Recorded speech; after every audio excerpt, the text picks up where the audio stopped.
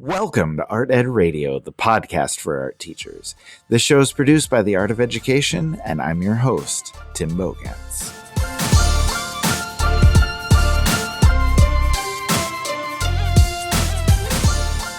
Can intrinsic motivation be developed? This question is something we wonder about as art teachers, as parents, and as artists, and this question is going to guide our conversation throughout this show.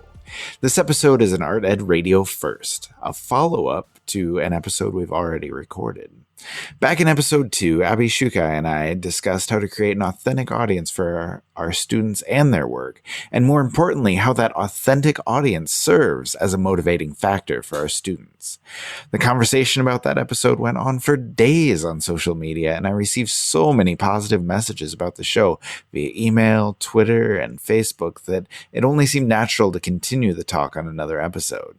Abby is back for this one, and will also be joined by Nick Hahn, elementary art teacher from Minnesota and the author of the ever popular blog, Mini Matisse. We're going to talk about motivation, how it's developed, and they will be on in just a moment. Now, this entire conversation began with a thought-provoking question that was first brought up by Nick Hahn.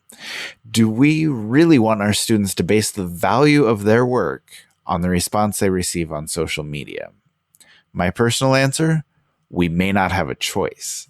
It may be outside of our experience or what we can conceptualize as teachers, but social media interactions are such a huge part of our students' lives. We can't get around it, and honestly, it doesn't make sense to fight it. The thing that really brought this realization home to me was reading the book Born Digital, Understanding the First Generation of Digital Natives.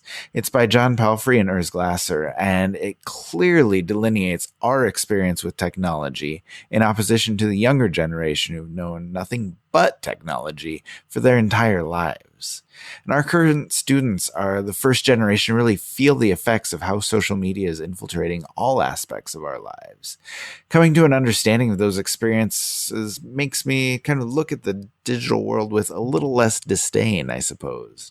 But just because that digital focus is present in their lives, it doesn't mean it's the only thing that we can or should use to motivate our students.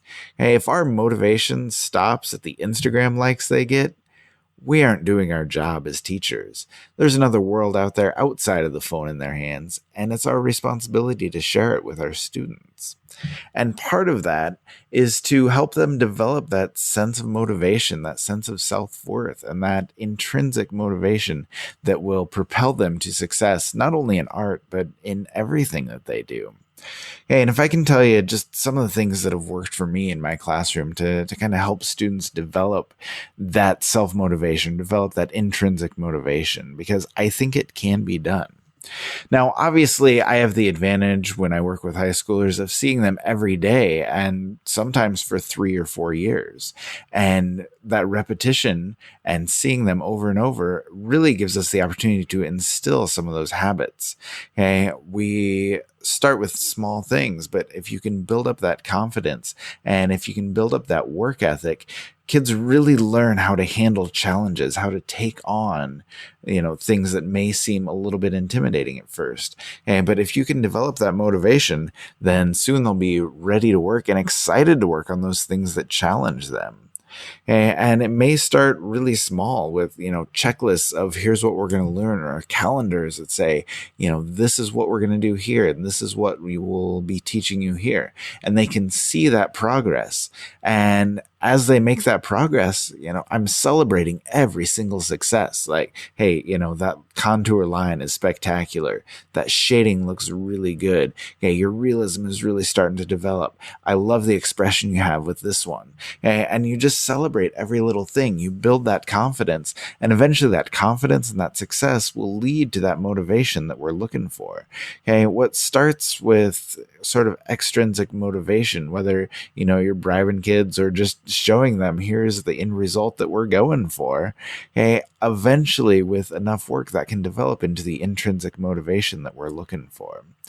And one thing that kind of brings this point home, Daniel Pink, in his incredible TED Talk on motivation, says that intrinsic motivation comes down to 3 things: autonomy, mastery, and purpose. Okay, and those driving forces are always going to work better than the old carrots and sticks approach. Maybe you start with those carrots and sticks, but eventually you want to show the kids the path to autonomy. Yeah, you want to show them how to master those skills. You want to give them a purpose when they're making that art. And that's how we develop that intrinsic motivation. Because the most motivated people have that unseen intrinsic drive. And how we develop that drive is going to be the guiding question as we kind of run through this conversation tonight. Let's bring on Abby and Nick.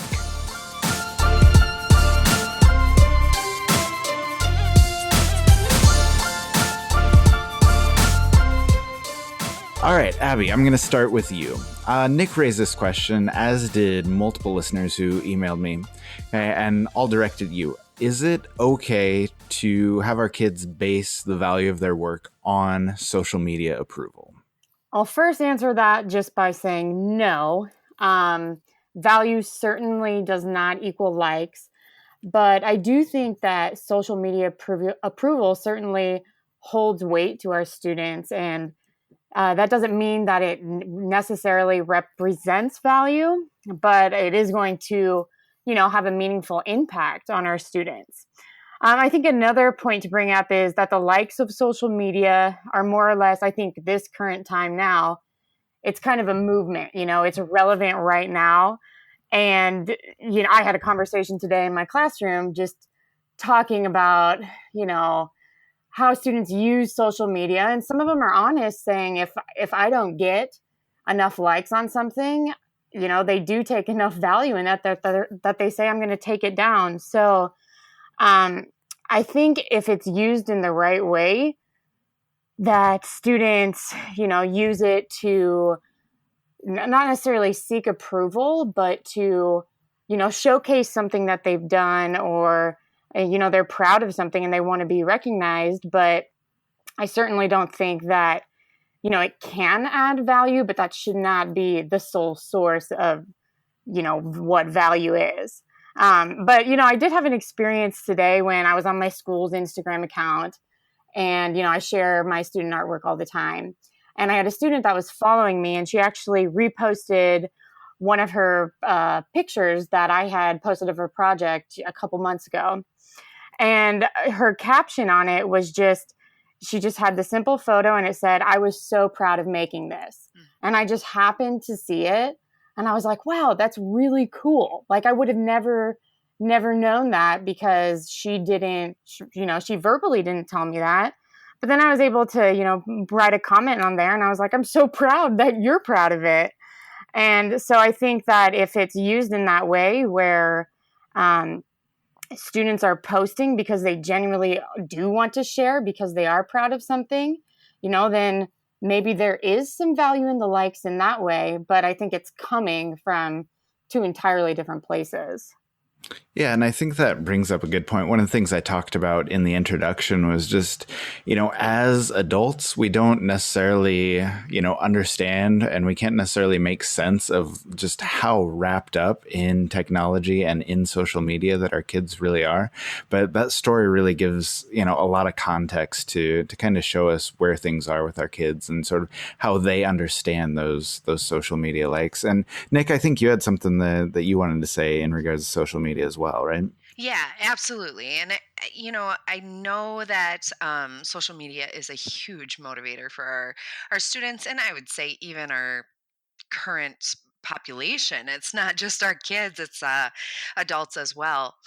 So I do find value in using social media as a motivator for sure. And especially for those students who maybe aren't necessarily motivated by art or being in your art class.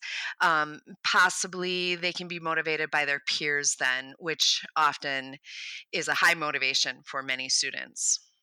And, I was thinking about it a little bit further, and likes really aren't that much different than, well, now this is going to date me, but using friendship bracelets exchanged in my day, like it was how many friendship bracelets could you have on your wrist to represent how many basically likes you likes or people that like you had. So every generation finds their own way to communicate this, I believe.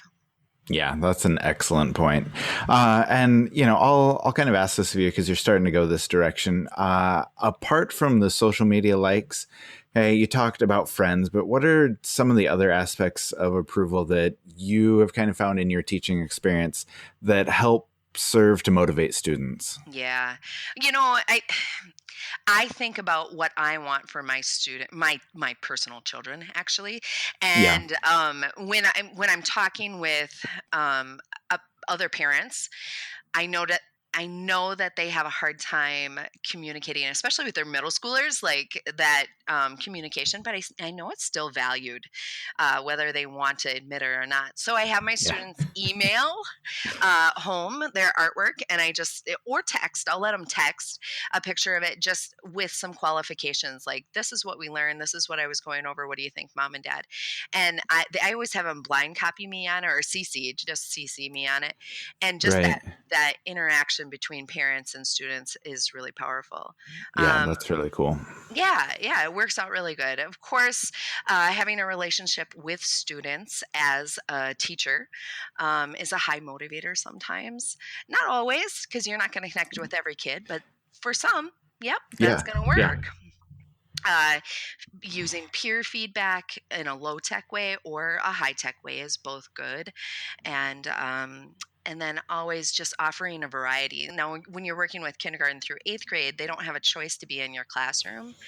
But if you can give them just a variety of mediums or subjects or experiences, giving them the wow factor, like shrinky dinks or painting on their hands or doing color mixing, those are the things that can motivate some students.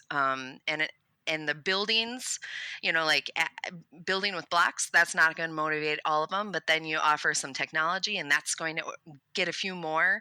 So you just want to make a variety in your art world and your art class, right? yeah. I think that works really well. And I think if we can kind of move on to just, from the motivation factor, we're going to work our way into the actual work that kids are being created. So the big question, I guess, is I'll direct this one at you, Abby. How do we teach students to value their own work, the work that they're creating? Well, I think if students are truly going to value what they're doing, it has to be meaningful to them.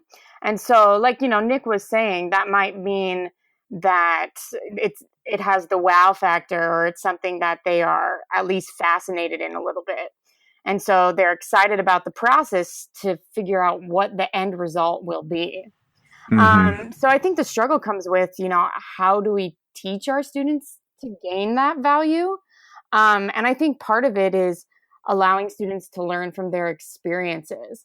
And I'm a big believer in constructivism, allowing students to take what they already know and to go with it. And that way, students might have a passion for something, and they're motivated to show that in their artwork.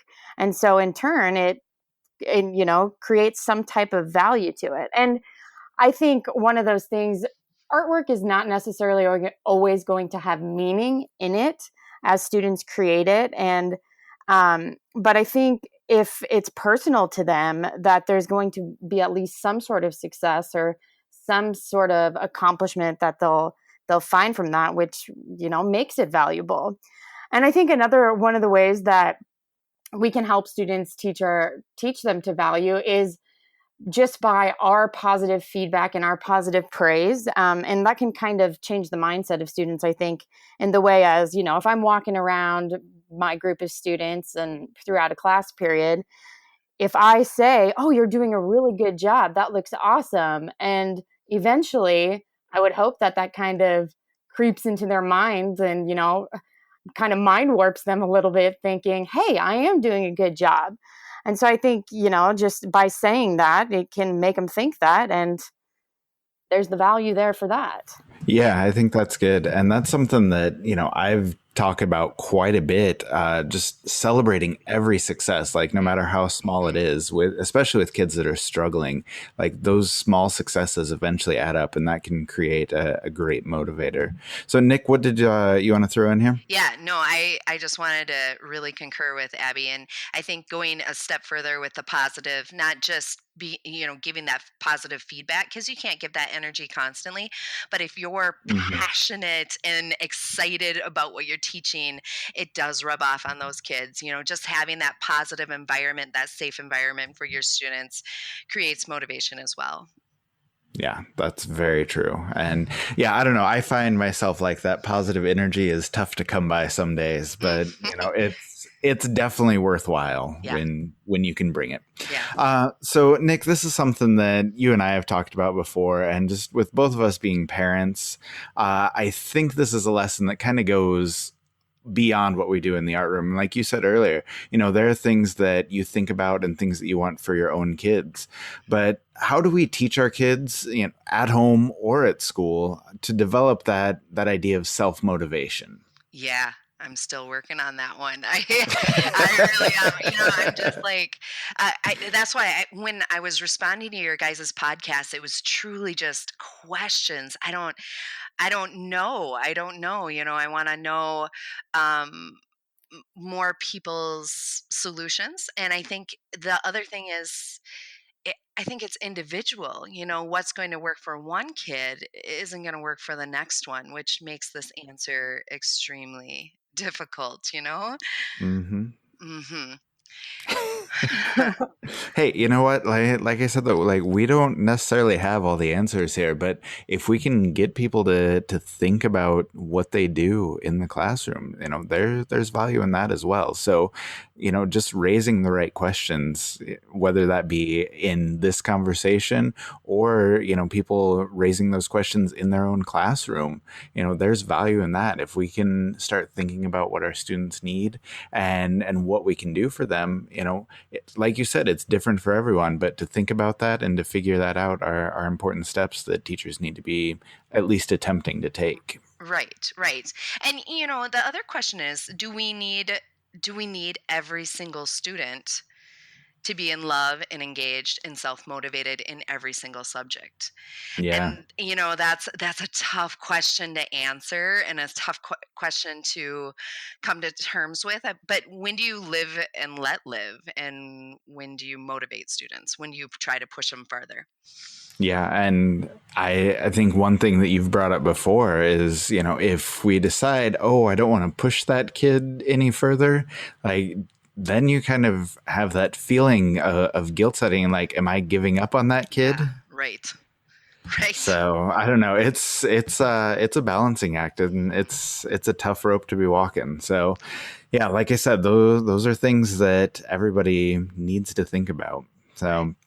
But Abby, I wanted to kind of circle back around to something that we touched on in episode 2, okay? And something that I guess Nick just brought up right now. Not every student's going to be excited about being in your class. Okay? Not every student has the ability, and not every student has the want to. Okay? But do they have to be self-motivated to be successful? And if you don't think so, kind of going back to those talented and terrible kids that we talked about, okay, what can we do for those students who don't have a love for our subject? Well, I think it's one of those things that you kind of have to embrace it. I always tell my students that, if I introduce something and I can just tell when they hate it, it's just, Yeah. I just know. And so, there are times that I'm honest with them and I'll tell them, there are some things in life that I just absolutely hate, but I still suffer through it and try to do it. And eventually I kind of find a way to cope with it, and I might actually enjoy it. And, I always give the example too, like, my dad's a huge baseball fan and I hate baseball. But like, if he wants to, like, if he's going to go to a game, like if he wants me to go to a game with him, I'll go, Yeah. I might suffer through it a little bit, but I might enjoy the experience. Yeah. So I think it's definitely about embracing it and not fighting it. But maybe what are your teaching techniques and methods that you're doing to help them hate it less?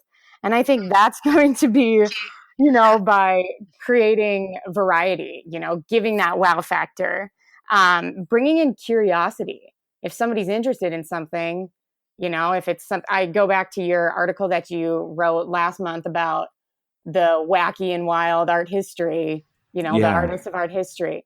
Art history can be boring, but if you present it in a wacky and wild way, like kids are going to eat that up. Yeah. So I think it's just all about the delivery and making sure, you tell them why it's relevant. And I think one of the other big things for me is to have your students have a little bit of control so that it becomes more about, this is not what I want you to do, but it turns into the student saying, I'm doing this because I want to. And so it's just all those little techniques in there, that can hopefully, like I said, help them hate it less a little bit. Yeah. Great. Very true. Go ahead, Nick. What were you going to say? No, I'm over here giving spirit fingers for all of Abby's words right now. Good job. Well, you know what? I am actually wearing a couple friendship bracelets right now. So I'm feeling the love over here. You have more likes than me. Oh, that's fantastic. All right. Well, hey, I think that's a good place to end it there with great quotes about making kids not hate art and friendship bracelets. Yeah. Like that's the place to close it. So, Abby and Nick, thank you both very much. Yeah, thanks for having us. Thanks so much. As Nick just said a couple minutes ago, this episode may have asked more questions than it has answered, but that's never a bad thing. It's important for us as teachers to reflect on what we do and also what we could be doing. But tonight's takeaway is this. When it comes to motivation, there's not a one-size-fits-all approach. Different kids will be motivated by different things. The world of social media will fill that need for some. The ability to create interesting and relevant and meaningful art will work for others, and still others may be looking for something completely different. It's up for us as teachers to find that need for each of our students and help them start on the path to success. And once they are on that path, we guide them toward those principles of autonomy, mastery, and purpose. When they discover that autonomy and when they find their purpose, our students will begin to develop that intrinsic motivation that serves them so well, both in and out of the art room. If this conversation is something that has piqued your interest, I would encourage you to look into the Art of Ed's course called Instructional Strategies in the Art Room. There are just so many topics covered throughout the class, and the plethora of new projects you see and develop are sure to engage and motivate your students. Instructional Strategies, like every AOE class, starts on the first of the month, and you can find more information and sign up on theartofed.com under the Classes tab.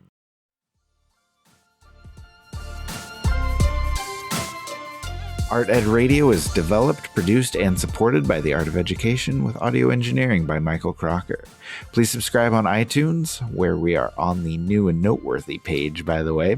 We appreciate your support, and your ratings help new listeners find the show. You can find additional content under the podcast tab on theartofed.com, where we have the write-up of this episode with links, quotes, and resources you can use in your classroom. New episodes are released every Tuesday, so check back and we will talk to you then. Thanks for listening.